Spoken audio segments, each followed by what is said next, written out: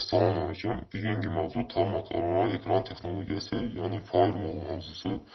Hozirgi kunda internet yoki kompyuter tarmoqlaridan keng foydalanilmoqda. Shu sababli tarmoqlarni turli xil kiberhujumlardan himoya qilish muhim hisoblanadi.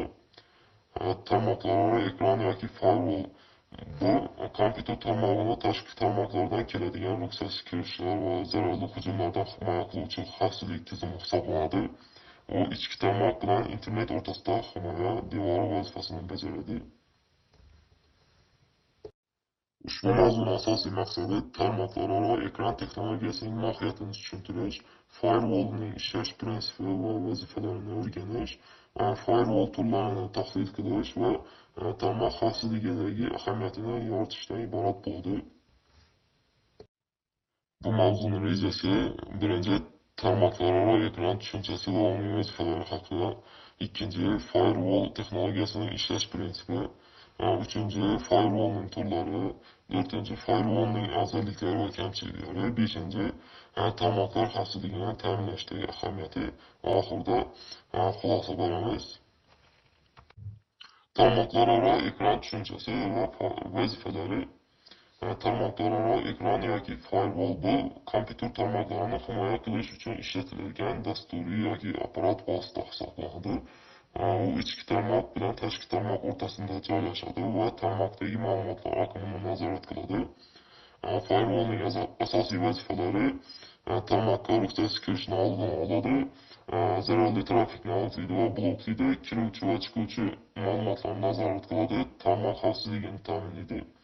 Shu sababli firewall axborot xavfsizligini ta'minlashda juda muhim vosita hisoblanadi. Firewallning ishlash prinsipi.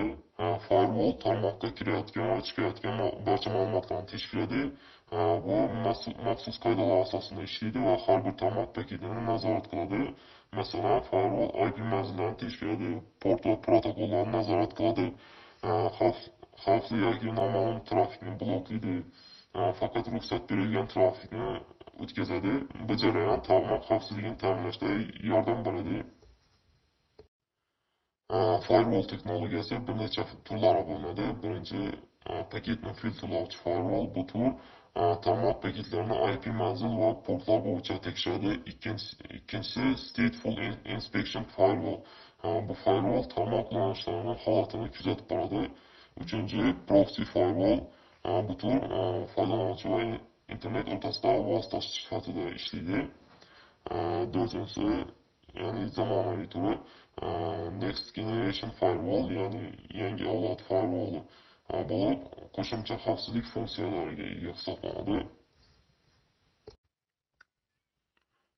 Firewall texnologiyasining bir qancha afzalliklari mavjud. Masalan, tarmoq xavfsizligini oshiradi, ruxsatsiz kirishni bloklaydi, zararli trafikni aniqlaydi, kiberhujumlardan himoya qiladi. Ammo bir necha kamchiliklari ham bor. Masalan, noto'g'ri sozlangan firewall xavfsizlikni pasaytirishi mumkin. Bundan tashqari, ba'zan tarmoq tezligini ham ta'sir qilishi mumkin. Firewall zamonaviy axborot xavfsizligi tizimining muhim qismi hisoblanadi. U yordamida kompyuter tizimlarini himoya qilish mumkin, ma'lumotlarning ham maxfiyligi saqlanadi, zararli dasturlar tarqalishini oldini oladi, tarmoqdagi faoliyat nazorat qilinadi. Bugungi kunda ko'plab tashkilotlar va kompaniyalar o'z tarmoqlarini himoya qilish uchun firewall texnologiyasidan foydalanadi. Bundan xulosa qilib aytganda, tarmoqlararo ekran texnologiyasi axborot xavfsizligini ta'minlashning muhim vositalaridan biri hisoblanadi. Firewall tarmoqlarni ruxsatsiz kirishlardan himoya qiladi va ma'lumotlar oqimini nazorat qiladi. Shu sababli zamonaviy axborot tizimlarida firewall texnologiyasidan foydalanish juda muhim hisoblanadi.